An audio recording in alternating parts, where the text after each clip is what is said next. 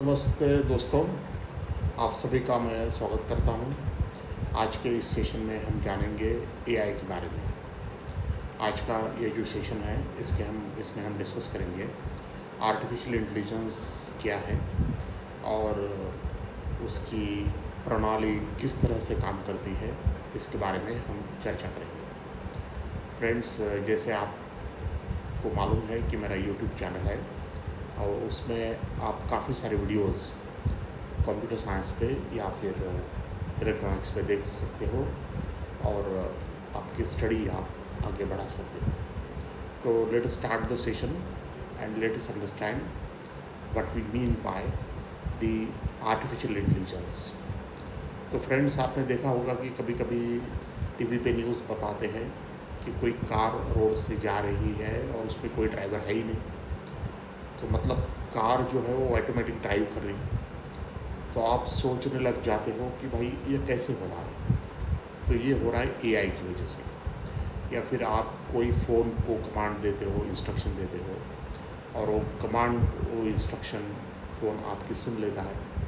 आप किसी को कॉल लगाते हो, कोई म्यूज़िक प्ले करते हो, कोई वीडियो प्ले करते हो, तो ये फ़ोन कैसे क्या आपकी बातें सुन सकता है, उसमें अमल कर सकता है। तो ये पॉसिबल है आर्टिफिशियल इंटेलिजेंस की वजह से। तो आर्टिफिशियल इंटेलिजेंस हर जगह अब आ रहा है और हम सबको, हम जानते हुए या अनजाने में हम उसका यूज़ कर रहे हैं। तो हर किसी को अब ये क्या चीज़ है वो समझना बहुत ज़रूरी है। वो अगर हम समझ पाए तो हम उसको अच्छी तरह से यूज़ कर पाएंगे।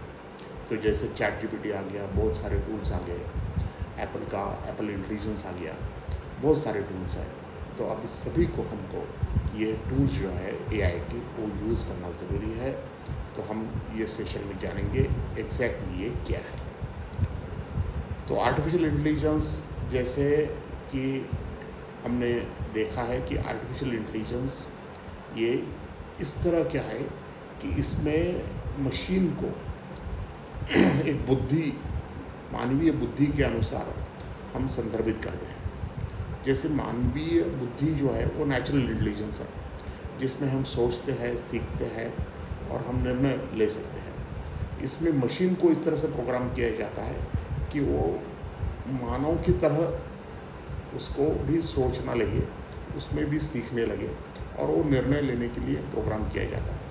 तो जब भी कोई मशीन को, जैसे कंप्यूटर को, लैपटॉप को या फिर मोबाइल फ़ोन को हम इंस्ट्रक्शंस देते हैं और वो मानव के अनुसार निर्णय लेने की प्रक्रिया में आ जाता है, हम उसी को आर्टिफिशियल इंटेलिजेंस कहते हैं। तो इसमें हम मशीन को सक्षम बनाते हैं और आमतौर पर जो चीज़ें मनुष्य कर पाता है, जिसमें उसको कॉग्निटिव एबिलिटीज़ हैं, तो जैसे समस्या का निर्णय लेना, भाषा समझना या फिर कोई विजुअल आप देखेंगे तो उसे समझना, ये चीज़ें मानव कर पाता है। तो वो चीज़ें जब कंप्यूटर प्रोग्राम के द्वारा मशीन भी कर पाती है तो उसी को हम आर्टिफिशियल इंटेलिजेंस के नाम से जानते हैं। तो जैसे ये विंडो में हमने बताया है कि मशीन लर्निंग है, इसमें रोबोटिक्स है, इसमें आप देख पाओगे कि मशीन विजन है, इसमें नेचुरल लैंग्वेज प्रोसेसिंग है। तो काफ़ी सारे टूल्स हैं जो एआई में आते हैं और जिसकी वजह से मशीन जो है वो कुछ हद तक मानव की तरह बिहेव करती है, समझती है चीज़ों को, और इसीलिए हम उसे वो आर्टिफिशियल इंटेलिजेंस के नाम से जानते हैं। तो वो तो नेचुरल इंटेलिजेंस है नहीं, नेचुरल इंटेलिजेंस तो मनुष्य के पास है। तो मशीन के पास जब इंटेलिजेंस आ जाता है तो उसे हम कृत्रिम या आर्टिफिशियल इंटेलिजेंस के नाम से जानते हैं। तो अब उसकी विशेषता क्या है, मतलब क्या है कि एआई की विशेषता कि हमको एआई जो है वो क्या एडिशनल उसकी फीचर्स है एआई की, वो हमें अब सीखना है। तो एआई में जो है, तो पहली तो विशेषता ये है कि वो कंटिन्यूसली लर्न करता है। जैसे मनुष्य कंटिन्यूसली लर्न करता है, वैसे एआई मशीन भी कंटिन्यूसली लर्न करता है। कहाँ से लर्न करता है?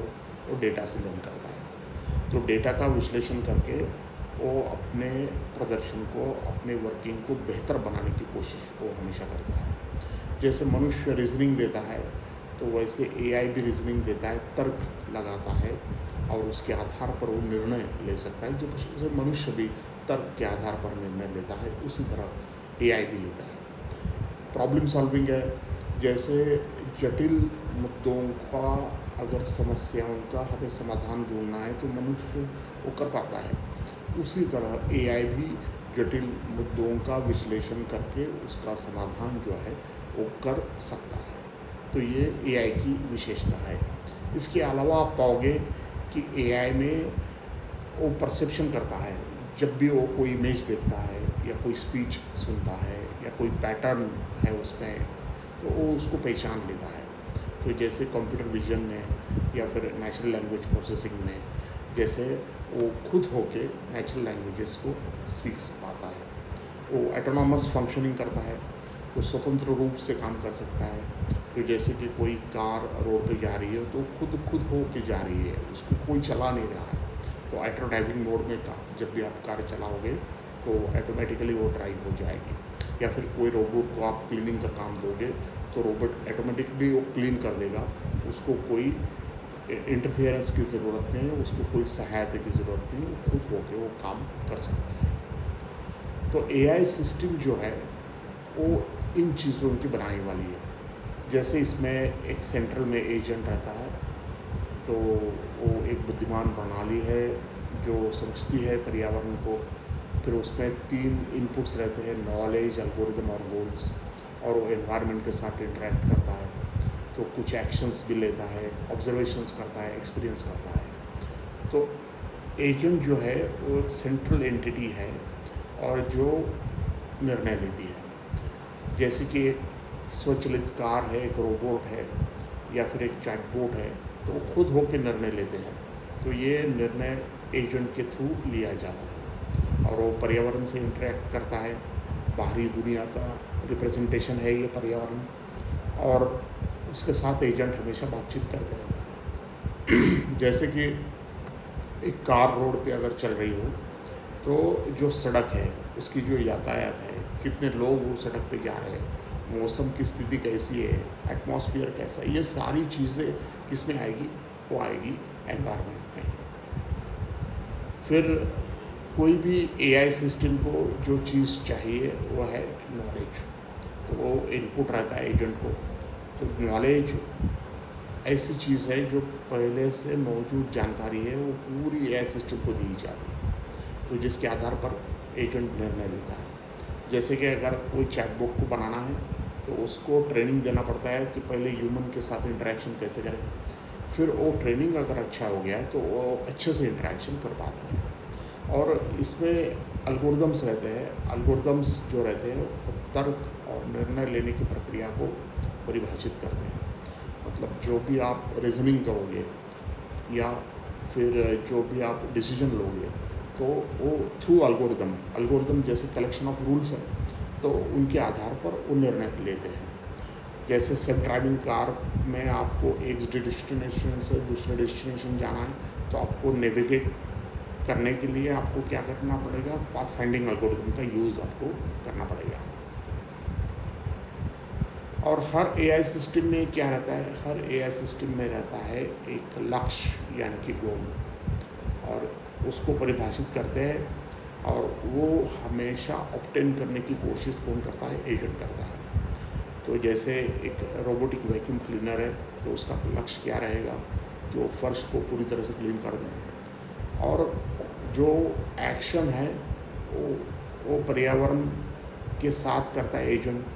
तो एजेंट अपने एल्गोरिदम, ज्ञान और लक्ष्यों के आधार पर कार्रवाई करता है। तो जैसे एक स्वचालित कार है, तो अपनी गति बढ़ाएगी अगर रास्ता खाली होगा, और रुक जाएगी अगर रास्ते में कुछ ऑब्स्टेकल आएगा, या फिर वो रास्ते से मुड़ जाएगी अगर रास्ते में कुछ काम चल रहा है। तो इस तरह का जो है एक्शन वो एजेंट करता है एनवायरनमेंट पे।